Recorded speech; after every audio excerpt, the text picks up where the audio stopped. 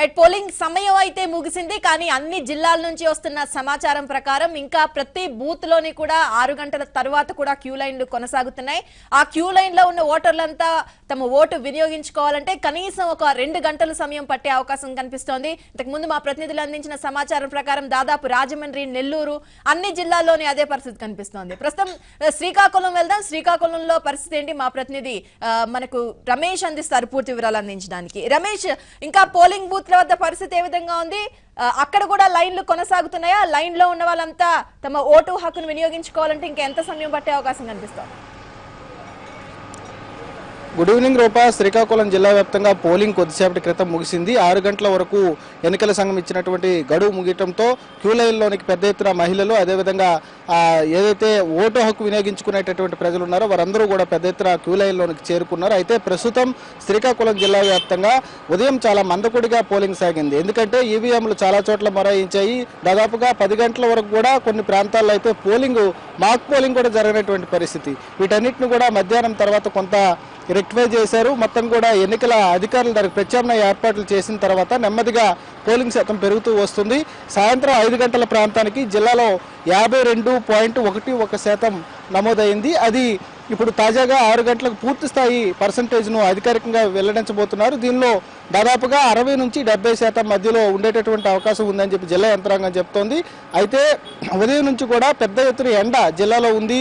తీవ్రమైనటువంటి ఉక్కపోత ఉంది. బయటకు వస్తే వడగాల్పులు జరిగేటటువంటి అవకాశం ఉంది. కాబట్టి వడదెబ్బ తినకుండా ప్రజలు చాలా జాగ్రత్తలు తీసుకున్నారు. ఉదయం కొంతవరకు రద్దీగా కనిపించే పోలింగ్ స్టేషన్లు, అదేవిధంగా మధ్యాహ్నం కాస్త మందకుడిగా సాగింది. సాయంత్రం 4 గంటల తర్వాత వాతావరణం చల్లబడిన తర్వాత పెద్ద ఎత్తున ఓటర్లు పోలింగ్ కేంద్రాల దగ్గరకు వచ్చి ఓట్లు వినియోగించుకుంటున్నారు.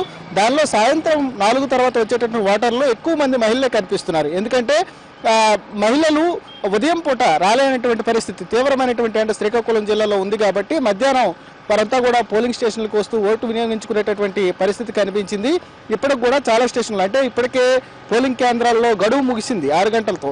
అయినప్పటికీ కూడా ఇప్పటికే చేరుకున్నటువంటి ఓటర్లందరికీ కూడా ఈరోజు ఎంత సమయమైన అర్ధరాత్రి అయినా సరే వారందరూ ఓటు హక్కు వినియోగించుకునేటటువంటి విధంగా చర్యలు తీసుకుంటామని చెప్పి ఎన్నికల సంఘం, అదేవిధంగా జిల్లా రిటర్నింగ్ అధికారి ఇచ్చినటువంటి ఆదేశాల మేరకు ఇప్పటికే దానికి సంబంధించి ఏర్పాట్లు కూడా చేశారు. వారందరూ కూడా స్వేచ్ఛగా ఓటు హక్కు వినియోగించుకుంటున్నారు. అయితే జిల్లాలో ఉదయం నుంచి కూడా చాలా ఘటనలు చోటు చేసుకున్నాయి. దానిలో ప్రధానంగా టెక్కలి నియోజకవర్గంలో అయితే చాలా విధ్వంసకరమైనటువంటి పరిస్థితిని మనం చూసాం. ముఖ్యంగా ఆమదాల వలస, రాజాం, ఇచ్చాపురం, పలాస, అదేవిధంగా పాతపట్నం, ఎచ్చెర్లలో ఉదయం ఈవీఎంలు, ఈ 5 నియోజకవర్గాల్లో కూడా ఈవీఎంలు మొరాయించినటువంటి పరిస్థితిని చూసాం. వీటన్నిటిని కూడా దాదాపుగా 12 గంటల సమయానికి పూర్తి స్థాయిలో అక్కడ ఈవీఎంలు రీప్లేస్ చేయటం, దాంతోపాటుగా కొన్ని దగ్గరలో ఏవైతే వీవీప్యాడ్లు కొంతవరకు ఇబ్బంది పెట్టాయో వాటి ప్లేస్లో కూడా కొత్తవి రీప్లేస్ చేయడం వంటి కార్యక్రమాలు అయితే 1 గంట సమయానికి పూర్తి చేశారు. ఆ తర్వాత వచ్చినటువంటి ఓటర్లందరికీ ఓటు హక్కు సద్వినియోగం చేసుకునేటటువంటి అవకాశం కల్పించారు.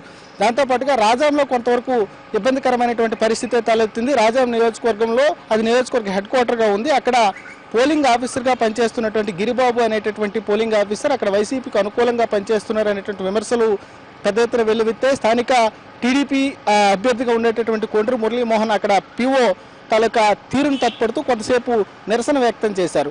ఎందుకంటే అక్కడికి వచ్చి స్వచ్ఛందంగా ఓటు వేయాలనుకునేటటువంటి వృద్ధులు, అదేవిధంగా కొంతమంది వికలాంగులు, వాళ్ళందరి యొక్క ఓట్లను స్వయంగా ఎన్నికల అధికారే పోల్ చేస్తున్నటువంటి పరిస్థితిని టీడీపీ ఏజెంట్ అభ్యంతరం వ్యక్తం చేశారు. దీంతో కొంతసేపు అక్కడ గందరగోళ పరిస్థితి నెలకొంది.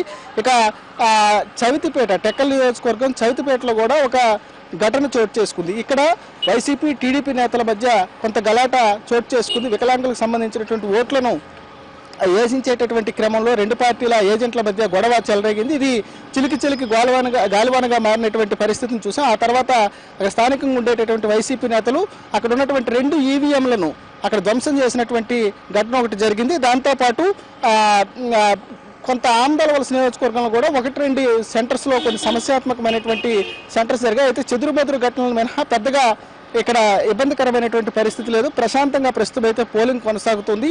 6 గంటల సమయానికి పూర్తి స్థాయిలో జిల్లాలో మొత్తం పోలింగ్ కి సంబంధించిన ప్రక్రియ ముగిసిందని చెప్పుకోవాలి. కానీ పోలింగ్ స్టేషన్లో ఇంకా పెద్ద ఎత్తున ఓటర్లు ఉన్నారు. వారందరి యొక్క ఓటు హక్కు వినియోగించుకునే వరకు కూడా అవకాశం కల్పిస్తామని చెప్పి జిల్లా రిటర్నింగ్ అధికారి చెప్తున్నారు. Rupa. Alright Ramesh, thank you for the details. శ్రీకాకుళంలో పరిస్థితి అయితే మనం గమనించాం. చిన్న చిన్న సంఘటనలు, వైసీపీ టీడీపీ కార్యకర్తల మధ్య చిన్న చిన్న ఘటనలు మినహా పోలింగ్ ప్రశాంతంగా జరిగింది. అధికారికంగా ఎంత శాతం నమోదైందనే అంశాలకు సంబంధించి